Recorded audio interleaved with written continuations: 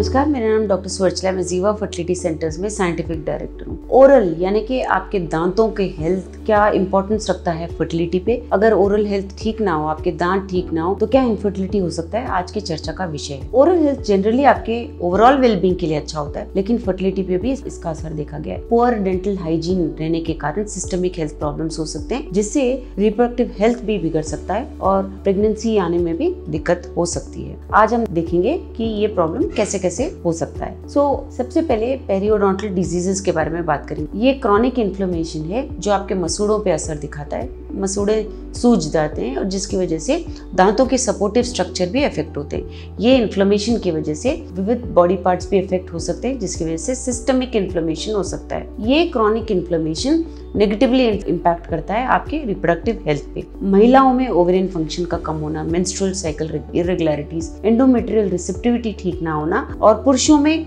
Sperm production पे असर देखा गया है और स्पर्म क्वालिटी पे भी असर देखा गया है। यही नहीं, हार्मोनल इम्बैलेंसेस भी देखे गए हैं ओरल और डेंटल प्रॉब्लम्स होने पर, स्पेशली प्रेगनेंसी के दौरान। प्रेगनेंसी के दौरान हार्मोनल चेंजेस तो होते रहते हैं, जिसकी वजह से गम डिजीजेस, मसूड़ों के समस्या ज्यादा भी हो सकते हैं। इसलिए पेरियोडोंटल डिजीजेस में हार्मोनल बैलेंस का बिगड़ना और इसकी वजह से फर्टिलिटी का भी बिगड़ना देखा गया है। मेंस्ट्रुअल इरेगुलरिटीज यानी पीरियड्स का ठीक से ना होना, क्रॉनिक ओरल इन्फेक्शंस होने की वजह से एंडोक्राइन फंक्शन भी इफेक्ट हो सकता है। लगातार ये अगर समस्या हो तो आपके हार्मोनल इम्बैलेंसेस की वजह से इरेगुलर पीरियड्स का होना या अंडे ठीक से रिलीज ना होना भी एक समस्या हो सकता है। इम्यून रिस्पॉन्स भी बिगड़ सकता है। ये ओरल हाइजीन अगर ठीक ना हो, दांत अगर आपके ठीक ना हो, मसूड़ों में भी प्रॉब्लम हो, तो ऑटो इम्यून रिस्पॉन्सेस भी बिगड़ सकते हैं। इन रिस्पॉन्सेस की वजह से आपके रिप्रोडक्टिव ऑर्गन्स इफेक्ट हो सकते हैं, जिसकी वजह से पॉलीसिस्टिक ओवेरियन सिंड्रोम भी देखा गया है। पुरुषों में ऑटो इम्यून ऑर्काइटिस भी देखा गया है।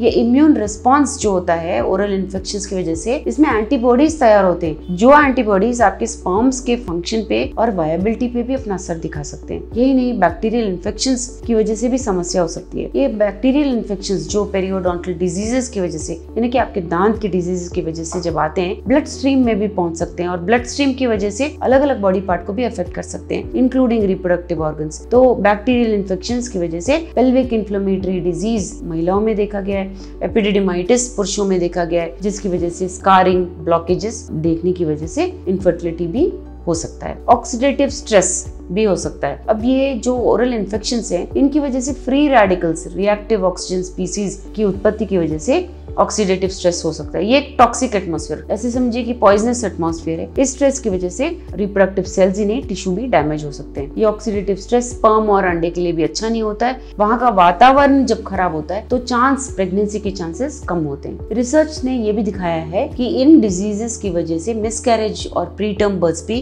देखे जाते हैं। इम्प्लांटेशन यानी कि जो एम्ब्रियो गर्भ में जाके चिपकता है, उसके फंक्शन पे भी असर पड़ सकता है। इन्फ्लेमेशन का, ये जो दांतों की समस्या है, इसके इन्फ्लेमेशन की वजह से एंडोमेट्रियल रिसेप्टिविटी भी कम हो सकता है। यही नहीं, अगर दांत के केरीज जो अनट्रीटेड डेंटल केरीज होता है, इसकी वजह से एब्सेस यानी पस का जमा होना और उसकी वजह से सिस्टमिक इन्फेक्शंस की वजह से overall health including reproductive health effect हो सकता है। सिवियर इन्फेक्शन होने की वजह से बुखार हो सकता है, सिस्टमिक इन्फ्लेमेशन हो सकता है, जिसकी वजह से अंडों का रिलीज होना महिलाओं में, पुरुषों में स्पर्म का प्रोडक्शन भी मार खा सकता है। इसको आप कैसे कम कर सकते हैं इस समस्या को? रेगुलर डेंटल चेकअप कराइए, क्लीनिंग्स कराइए, जिसकी वजह से ये पेरियोडोंटल डिजीजेस जो हैं वो कम से कम होने के चांसेस हो सकते हैं और अर्ली डिटेक्शन अच्छा होता है। पहले ही आपको अगर कुछ लग रहा है समस्या है तो ट्रीटमेंट करा लीजिए, जिसकी वजह से लॉन्ग टर्म इफेक्ट्स नहीं होंगे। आप गुड ओरल हाइजीन प्रैक्टिसेस भी अपना सकते हैं, जैसे ब्रशिंग, फ्लॉसिंग, माउथ वॉश। एक हेल्दी डाइट रहना बहुत जरूरी है। न्यूट्रिशन रिच अगर फूड खाएंगे आप, जैसे विटामिन, मिनरल्स, सब कुछ अगर आपके आहार में रहेगा तो ओवरऑल हेल्थ भी अच्छा रहेगा, इंक्लूडिंग ओरल हेल्थ, यानी दांत की समस्या भी कम होगी। शुगर्स कम खाइए, शुगरी फूड्स, ड्रिंक्स, ये सब अगर आप कम खाएंगे तो मसूड़ों के प्रॉब्लम्स कम होंगे। क्रॉनिक कंडीशंस को ठीक से मैनेज कीजिए। डायबिटीज और ओरल हाइजीन में भी कनेक्शन देखा गया है। डायबिटीज को कंट्रोल में रखिए, जिसकी वजह से रिस्क ऑफ ओरल डिजीजेस कम होता है। हमेशा याद रखिए कि प्रोफेशनल हेल्प लेना चाहिए आपको कोई भी समस्या होने पर आपको डेंटिस्ट को संपर्क करना चाहिए। स्वयं ट्रीटमेंट ना करिए, डेंटिस्ट को संपर्क कीजिए और वो आपके दांतों के वेल बीइंग के बारे में देखेंगे और कोई समस्या अगर हो तो उसे पहले ही सुधारने की कोशिश करेंगे। इसके बारे में और जानकारी के लिए अवश्य जीवा फर्टिलिटी सेंटर्स आइए। धन्यवाद। हमने इस वीडियो को बनाने में बहुत मेहनत की है, ज़रूर हमें सब्सक्राइब और लाइक कीजिए। Thank you.